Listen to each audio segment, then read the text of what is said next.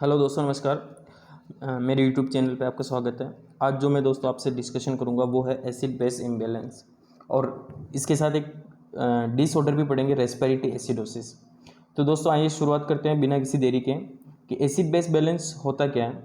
कि हमारी बॉडी में एक बफर सिस्टम काम करता है। अब आपको ये पता होना चाहिए कि जो बॉडी एक हमेशा अपना पीएच मेंटेन करके चलती है, जो कि नॉर्मल 7.0 आपने 12th केमिस्ट्री में पढ़ा होगा। पर मेडिकल साइंस मानती है कि जो ब्लड का पीएच होता है 7.35 से 7.45 मेंटेन रहना चाहिए। सबसे ज़्यादा बॉडी जो फोकस करती है ब्लड का पीएच मेंटेन करना बहुत ज़्यादा, क्योंकि ब्लड में बहुत सारे न्यूट्रिएंट्स, बहुत सारे इलेक्ट्रोलाइट्स रहते हैं। तो ब्लड का पीएच मेंटेन होगा तो ऑटोमेटिकली बाकी के जितने भी फ्लूइड्स रहते हैं वो उनका बैलेंस सही हो जाएगा। तो ब्लड का पीएच 7.35 से 7.45 मेंटेन रहना चाहिए। तो एक बफर सिस्टम इसमें काम करता है। इसमें मेनली 3 ऐसे सिस्टम्स होते हैं जो कि आपकी बॉडी के बैलेंस पीएच को बैलेंस करके चलते हैं। पीएच 7.35 से कम होने को हम एसिडोसिस करते हैं। पीएच 7.45 से ज़्यादा होते ही क्या कहलाता है? एल्कलोसिस कंडीशन कहलाता है। तो दोस्तों क्या लिखा हो? A buffer system also known as a buffer solution.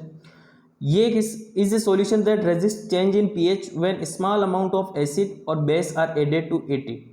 मतलब ये ऐसा होता है कि कुछ भी चीज़ आप ऐड कर दें, एसिड अगर ऐड कर देंगे उसमें तो वो एसिडोसिस हो जाएगा, बेस ऐड कर दें तो वो एल्कोलोसिस हो जाएगा। ये एक वीक एसिड और कॉन्जुगेटेड बेस, मतलब वीक एसिड और वीक बेस, जो कि हम कह सकते हैं कि बॉडी इसको इक्वल अमाउंट में रखती है कि न तो बॉडी के अंदर एसिड ज़्यादा होनी चाहिए, न बॉडी में एल्कलाइन कंडीशन ज़्यादा होनी चाहिए। तो ऐसे कौन कौन से फैक्टर हैं जो आपके बफर सिस्टम एसिड बेस को बैलेंस करके चलते हैं? तो buffer system is ability to maintain a relatively constant pH is due to the equilibrium between the acid and base. ठीक है दोस्तों। अब बॉडी के अंदर क्या मैकेनिज्म होती है?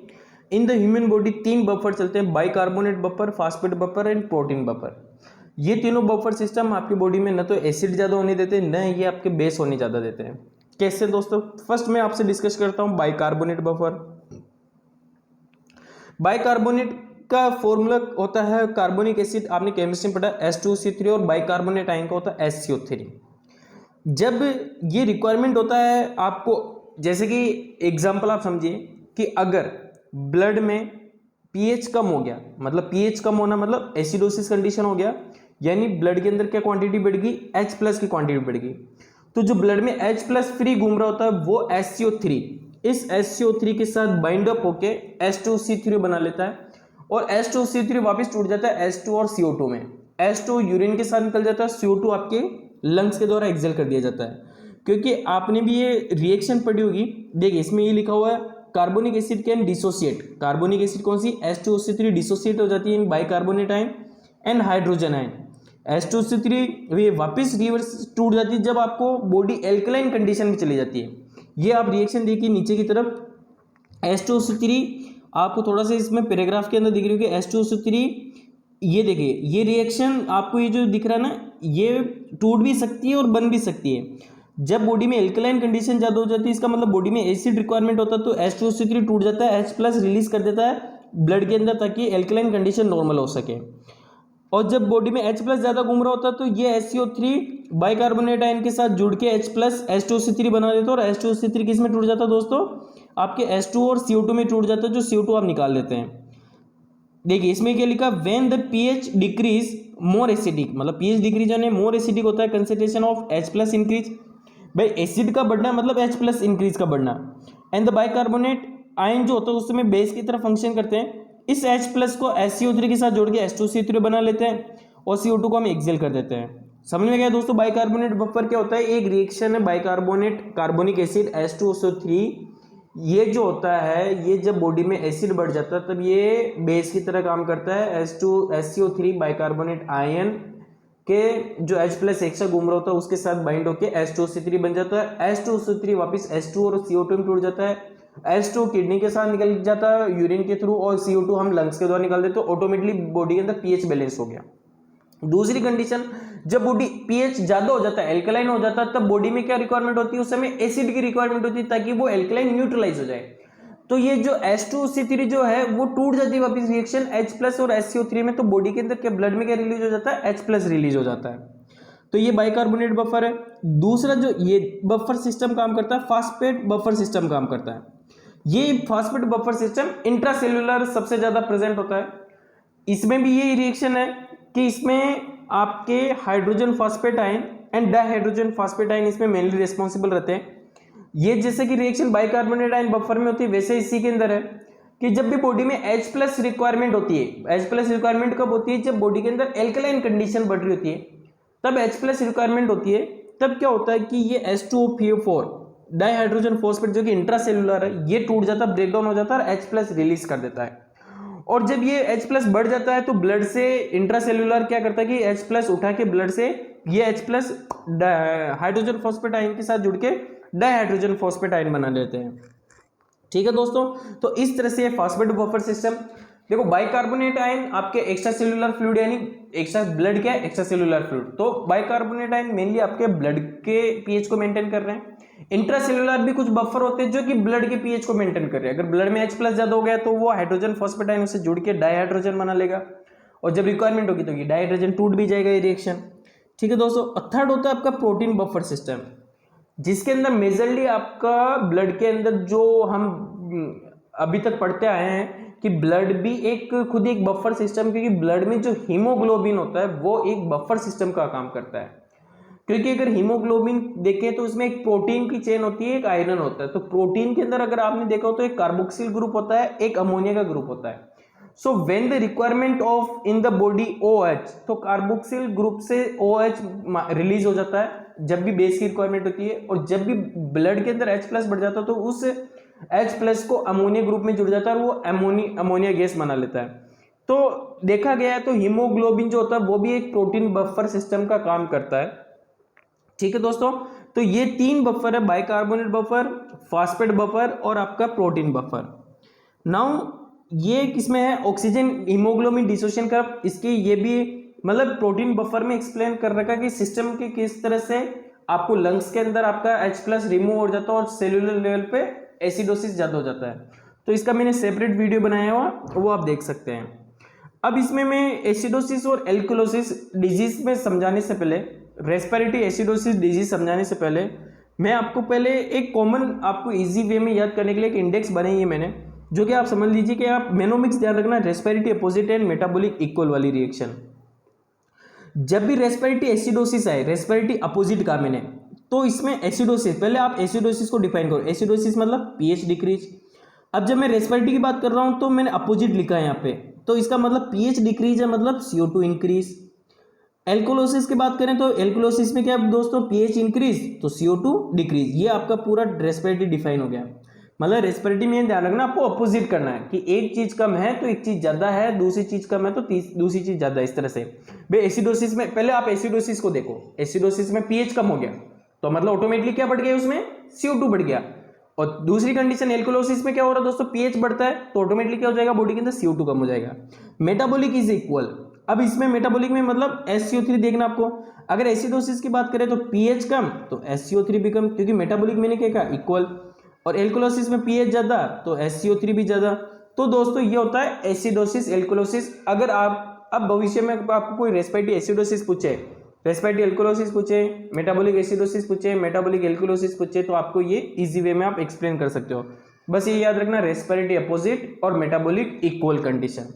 अब मैं आपको एक कंडीशन जो कि हम डिस्कस करेंगे डिटेल में, वो है आपकी रेस्पिरेटरी एसिडोसिस।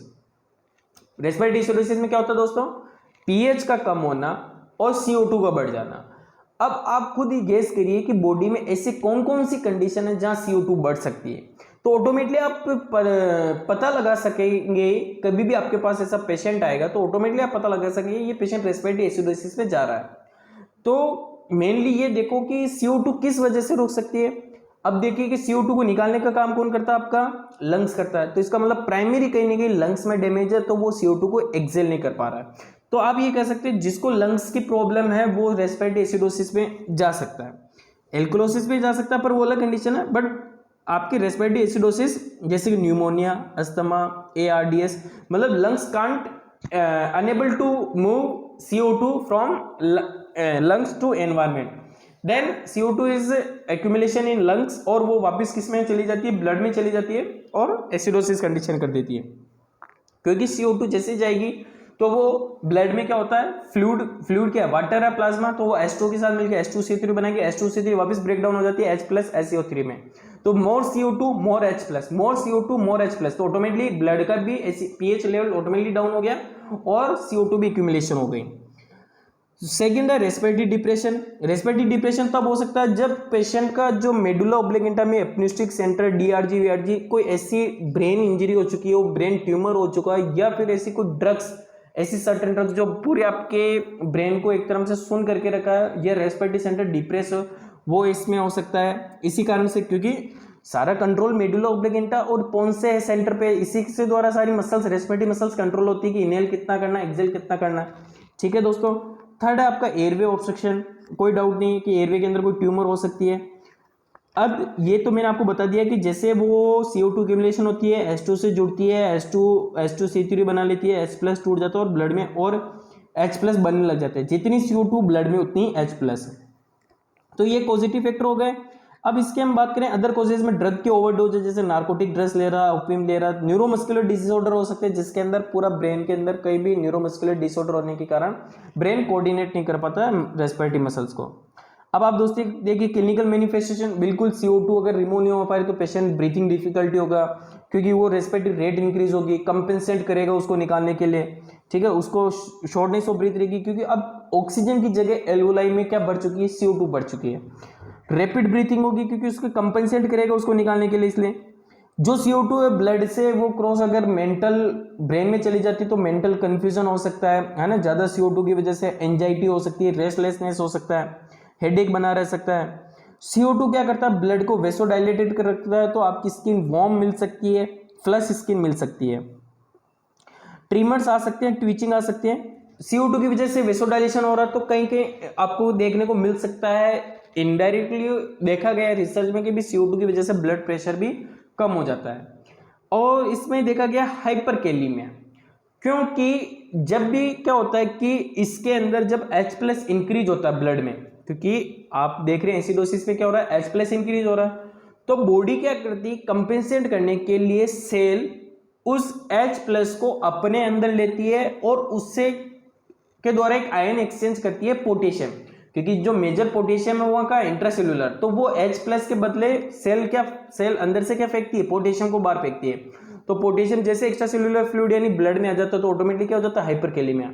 तो आप ये कह सकते हैं कि when the patient is suffering from the respiratory acidosis या any type of acidosis condition, then it is chances of the potassium level increase. But in certain case अगर CO2 डायरेक्टली जा रही है सेल के अंदर तो CO2 एक lipid soluble gas होती है तो वो आयन एक्सचेंज नहीं करती है, पर जब H+ जाता है तब उसके बदले वो क्या करता है, पोटेशियम आयन एक्सचेंज करता है। तो सर्टेन कंडीशन जैसे कि CO2 डायरेक्टली अगर सेल के अंदर जा रही है तो पोटेशियम नहीं बढ़ेगा, पर H+ जा रहा है तो वो आयन एक्सचेंज करेगा तो आपको हाइपरकैलीमिया दिखेगा। डायग्नोस्टिक टेस्ट, अब आपके सामने ऐसा पेशेंट आ जाए जो एसिडोसिस में, उसका पता कैसे लगाओगे, सीधी सी बात, उसके आप ABG करेंगे। ठीक है दोस्तों, CBC करेंगे ताकि इसमें लंग्स के कोई इन्फेक्शंस, न्यूमोनिया, TB तो कोई नहीं है, COPD तो नहीं, चेस्ट एक्सरे कराएंगे लंग्स का, ठीक है, और CT स्कैन कराएंगे, पल्मोनरी फंक्शन टेस्ट कराएंगे, पर्टिकुलर अस्थमा और COPD वाले के पल्मोनरी फंक्शन टेस्ट जिसमें टाइडल वॉल्यूम, रेस्पिरेटरी वॉल्यूम देखेंगे, इलेक्ट्रोलाइट लेवल से पोटेशियम पता लगा लेंगे। अब दोस्तों इसका मैनेजमेंट, कि आपको मैनेज किस तरह से करना है पेशेंट को, वो इसमें अपन को देखना है कि इसके अंदर आपको पहले ट्रीटिंग द अंडरलाइंग कॉजेज, कि आपको देखना है कि COPD के अंदर कोई पेशेंट है तो उसको ट्रीट करना है। दूसरा आपको इसमें ऑक्सीजन थेरेपी देनी पेशेंट को, क्योंकि जितना आप ऑक्सीजन दोगे CO2 उतनी ही वाश होगी दोस्तों। अब ऑक्सीजन इसमें क्या होता है कि दोस्तों एक नॉर्मल CO2 लेवल 35 से 45 mmHg होना चाहिए। अगर आपका CO2 इसके अंदर कंटिन्यूस बढ़ता जा रहा है तो डॉक्टर प्रायोरिटी तो पहले oxygen non invasive positive pressure ventilation पे रखता है, जिसे अपन NIPPV भी कहते हैं।